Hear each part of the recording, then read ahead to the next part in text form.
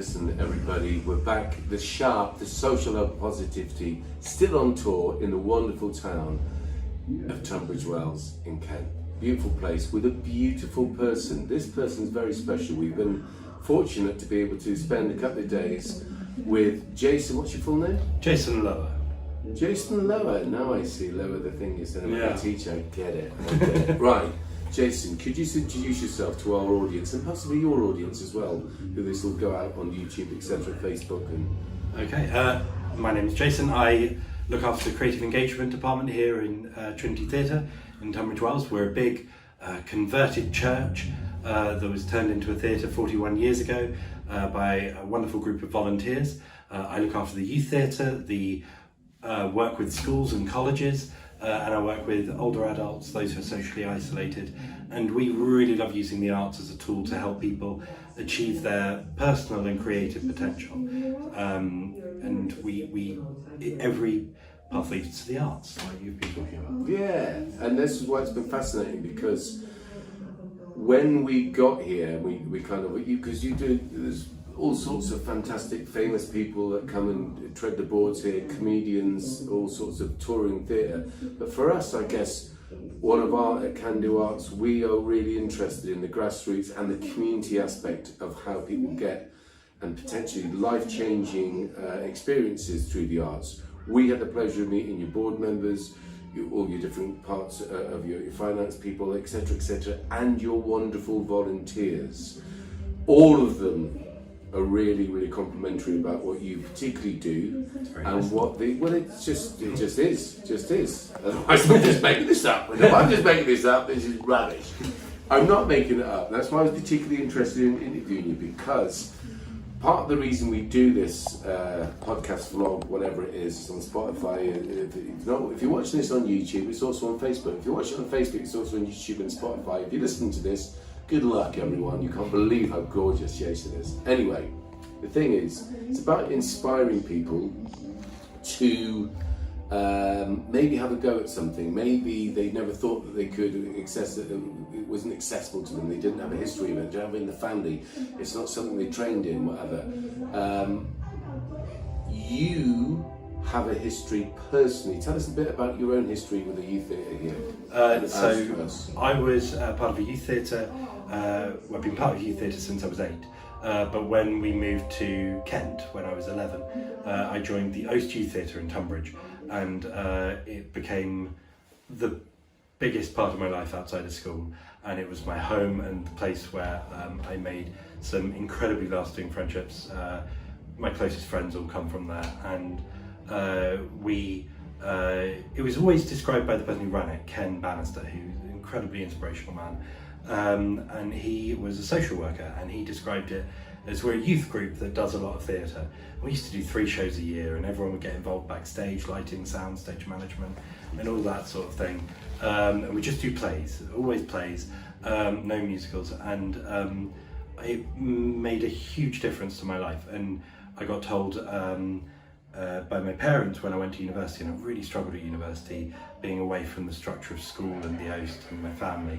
And they told me that they suspected that I may be autistic, but they didn't do anything by giving me a diagnosis, because they'd seen how much the youth theatre had helped me, and how I felt confident and comfortable there, and developed, communication skills and stuff like that. And so when I was in my early 20s, I got a diagnosis of autism, and it really struck me how much I knew I'd love my time at the S.H.O.P, but how positive an impact it had been on me. So when I was doing work in completely different field, because the school told you to get a proper job and don't go and do the arts, I went back and helped Ken, and then when Ken passed away, it was around the time I got made redundant and decided I want to do this full time. So that's what I do now, and we try to make Trinity more like the S.H.O.P, and it's like the S.H.O.P, but I get paid to do it. Which is actually quite essential when you're trying to make a living. The building itself is phenomenal. This is a great auditorium and a great purpose for this building.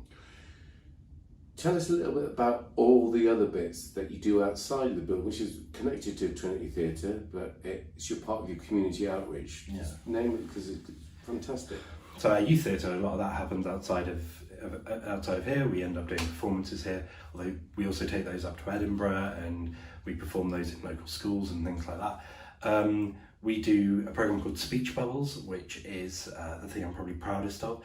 It is a drama-based intervention for ages 5 to 7, years 1 and 2, children with speech, language and communication needs who end up, they're the children who are just below the clinical threshold. So they may struggle being able to communicate, they may struggle being able to focus in class, and we go and do that in, last year it was in 69 schools across Kent, helping 1,200 children each week. And that is one of the things we do. We also help year 6s using forum theatre transition into year 7.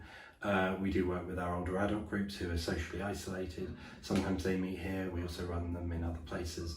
So it's a singing group and a movement group, chair dancing, but not like in Chicago. It's a little bit less risque.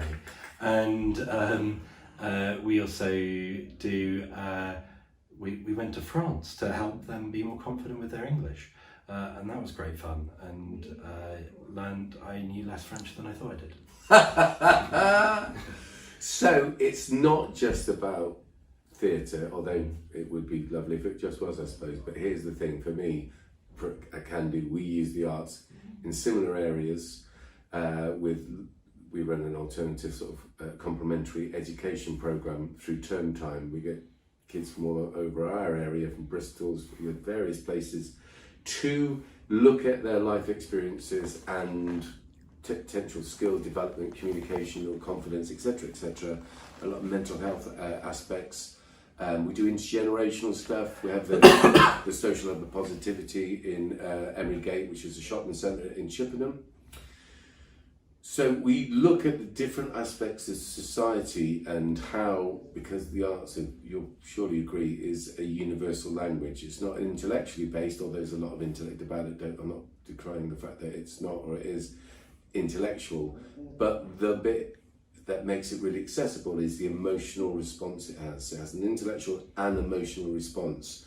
So it's really useful. You say forum theatre, what that, how that helps young people transition into what can be really daunting, isn't it, going into the upper school in whatever context that would be around the country, but that you are using the language of the arts in whatever way that actually happens to transpire, drama, games, music, whatever you do full-on productions here. This is what is amazing. You did Les Mis. Yeah. What was the age group? So that was 12 to 18. We did it in 2 weeks. They got cast in June and then started on the 29th of July, and we were up on the 4th of August. And we had 12 young people in the band, all grade 5 and above. Most of them were grade 7 or 8. One of them was 12, age 12. We had young people do the sound mixing, live sound mixing. We had young people call the show, build the barricade, design the projections. They get involved in everything. We had a young assistant director who's 15, she assisted directing, and we will get them stuck in whatever we can get them involved in. And you know, most of them won't go into theatre professionally, but they'll use those soft skills to be able to do different things in their lives. Some of them are now working in the West End.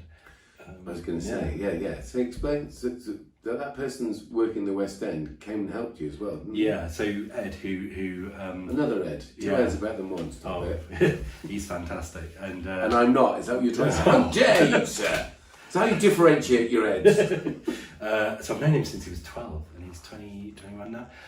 But he was at the Oast, and he did all my lighting for years, and then went off to Brit School and started. A friend of mine who is one of our techs needed some work experience kids, so I said, Ed, you should apply for this, and he did.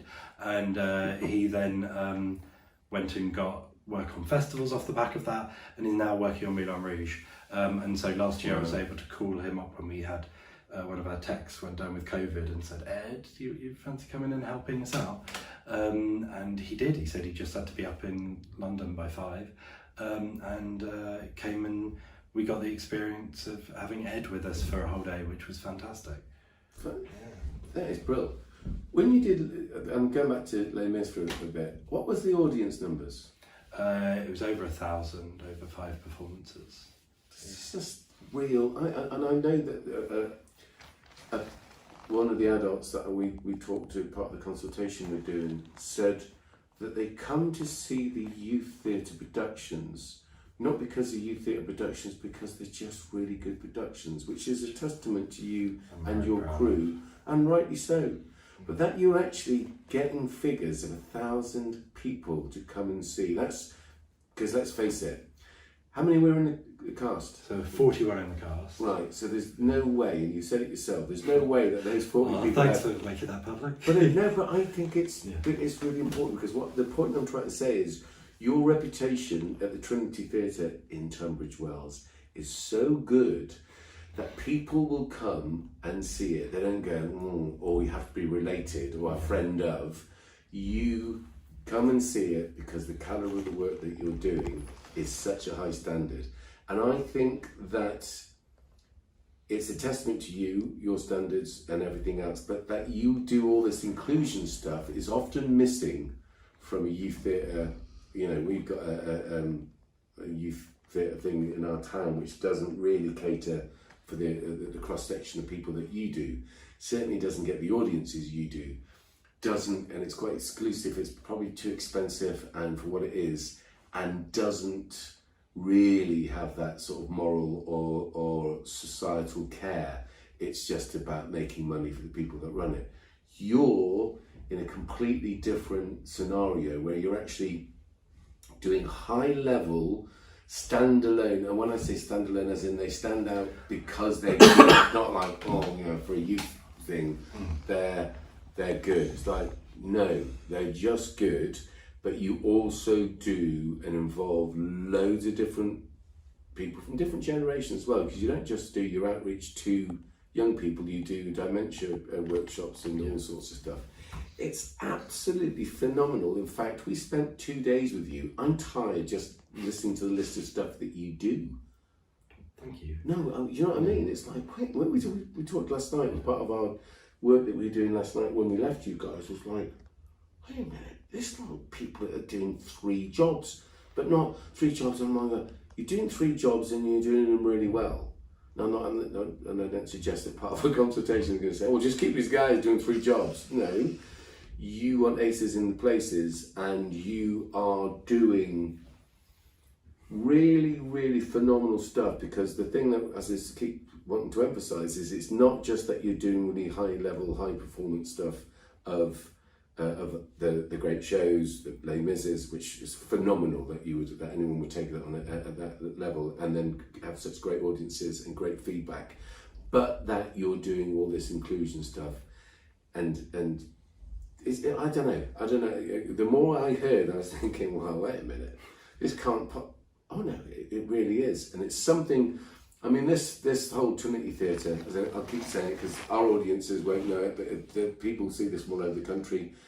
If you go to Tunbridge Wells, and I would suggest you do, it's a beautiful place, made even more beautiful by people like this man and this crew of people, the volunteers at this wonderful resource, a community resource. It's called the Trinity Theatre, and we will come back. I would love to see one of Katie's puppet shows. When's that on? That is on in December, the back half of December. It is called The Princess and the Winter Dragon, and I saw it last year. It is magical and beautiful. And what's the age group? It is for 2 to 8, 2 to 10. I can see a little Christmas visit to Tunbridge Wells. My little daughter's only 4. You're going to say, Ed, you got a daughter that's 4? Yes, mate. Unlike your mate Ed, who hasn't, right? I've got a bleeding daughter who's 4, Adriana, bless her. So actually, no, I'm being serious. I meant to say it to Kate when we were doing that consultation bit with you earlier on. It's like, oh, wait a minute. And then I saw the puppets look amazing. So that could be, have you got a Christmas show that the youth theatre do? So the youth theatre are doing Frozen Kids and Frozen Junior. So that's Frozen. What age is that show for? Well, so if anyone can sit still in the theatre for half an hour. That's the kind of minimum. Yeah, you took it to the West End to see, didn't you? So this would be great. That's your youth theatre. Is it any? I don't suppose it's near the time that the puppet show's on, is it? It's 2 weeks before. So yeah, it's two trips to Tunbridge Wells in the space of 2 weeks. it's a 2 trips to phrasing. Tunbridge Wells. Well, it might be worth it. I think it might, just because I think it'd be important. I would actually quite love it. I think she would definitely love it, and why not? It's fantastic. We'll try. I'm looking at because Donna's a godmother. Try and make one of those 2 trips.